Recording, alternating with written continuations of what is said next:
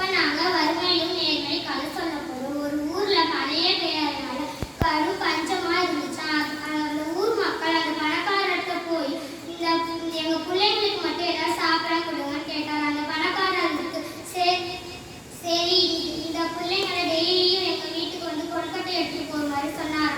அதுக்கு சரின்னு சொல்லிட்டு ஊர் மக்கள் அவங்க வீட்டுக்கு போனாங்க. அந்த பணக்காரர் அந்த மாளிகைக்கு போய் வேலைக்காரர்கிட்ட சொன்னா இந்த ஊர் பிள்ளைகளின் எண்ணிக்கை எங்களுக்கு டெய்லியும் அந்த கணக்குக்கு கொழுக்கட்டை கொண்டு வந்து கொடுக்குமாறு சொன்னாரா. அதை கேட்டது வேலைக்காரர் சரின்னு சொல்லிட்டு அந்த பிள்ளைங்க அந்த கொழுக்கட்டைக்காக மரத்தடியில காத்திருந்தாங்க. அந்த கொழுக்கட்டையை அந்த வேலைக்காரர் வந்து வச்சாங்க. அதை பார்த்து கொழுக்கட்டைக்கு பிள்ளைங்கெல்லாம் அடிச்சுட்டாங்க. அப்புறம் மீதி இருந்த கொழுக்கட்டையும் ஒரு பொண்ணு எடுத்து போனாரா. அதை பார்த்த பணக்காரர் இதை பார்த்துட்டு இருந்தாரா.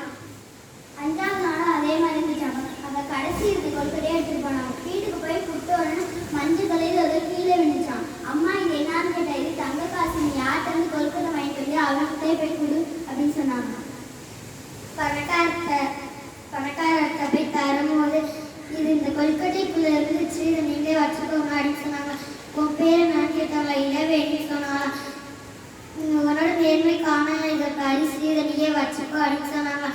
நன்றி ஐயா அப்படின்னு சொல்லிட்டு குளிச்சு ஓடி போனாலும் அவங்க அம்மாவும் மகிழ்ச்சியா இருந்தாங்க.